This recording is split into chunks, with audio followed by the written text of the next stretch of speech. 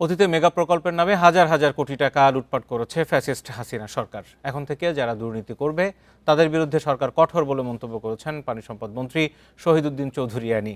দুপুরে লক্ষ্মীপুর জেলা পরিষদ প্রশাসকের দায়িত্ব গ্রহণ অনুষ্ঠানে যোগ দিয়ে তিনি আরও বলেন, দীর্ঘ আন্দোলন সংগ্রাম, জুলাই গণ অভ্যুত্থানে ছাত্র জনতা ও নেতাকর্মীদের ত্যাগের বিনিময়ে এই সরকার ক্ষমতায় এসেছে।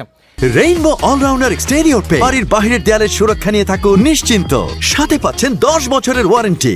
এতে স্বাভাবিক জীবনে ফিরেছে দেশের মানুষ। এখন দেশের উন্নয়নে কাজ করার সুযোগ এসেছে, এজন্য সরকারকে সবার সহযোগিতা করতে হবে। তবে জনগণের প্রত্যাশা পূরণ করা সম্ভব হবে বলে মন্তব্য করেন মন্ত্রী। যদি কেউ কোনো দুর্নীতির সঙ্গে সম্পৃক্ত হন, তাহলে কিন্তু শুধু কোনো ডিপার্টমেন্ট না, তিনি যদি কোনো রাজনৈতিক ব্যক্তিও হয়ে থাকেন, তার বিরুদ্ধেও কিন্তু ব্যবস্থা করা